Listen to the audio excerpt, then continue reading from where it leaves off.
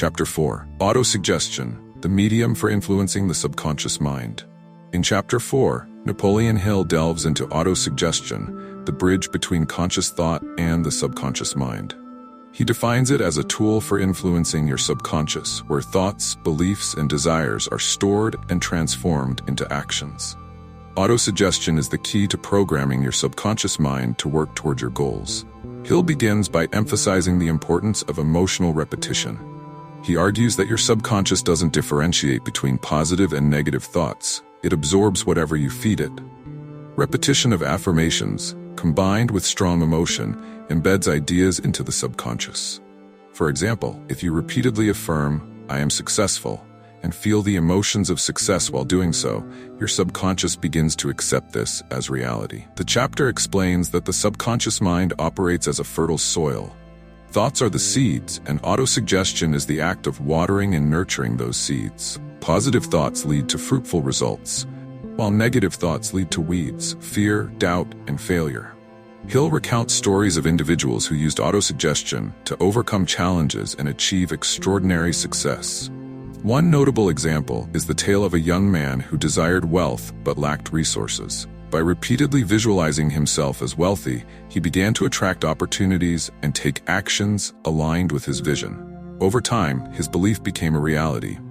Hill outlines a practical method for autosuggestion. 1. Focus on your written statement of desire. This statement should include the specific amount of money or success you seek, the time frame, and what you're willing to give in return. 2. Read your statement aloud twice daily, morning and night. Engage with it emotionally, imagining yourself already achieving the goal. 3. Visualize and feel the success. Imagine the sights, sounds, and emotions of living your dream life. This strengthens the connection between your desire and subconscious. Hill cautions against casual repetition without emotion. Without genuine belief and feeling, the subconscious mind won't respond. Faith and desire must accompany autosuggestion for it to work effectively. One of Hill's most poignant examples is the story of deaf education pioneer Helen Keller. Despite her physical limitations, she developed immense self-belief and used mental repetition to overcome seemingly insurmountable obstacles. Her ability to transcend her challenges exemplifies the power of the subconscious when properly influenced. Hill also warns about the dangers of negative autosuggestion. Many people unconsciously affirm failure by repeating thoughts like, "I can't do it," or "this is too hard."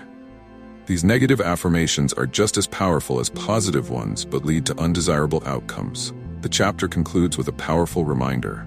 Autosuggestion is always working. Whether you consciously use it to shape your success or let it run on autopilot, it influences your reality. By deliberately choosing positive, empowering thoughts and affirmations, you can reprogram your mind for achievement. Hill leaves readers with a call to action. Practice autosuggestion daily.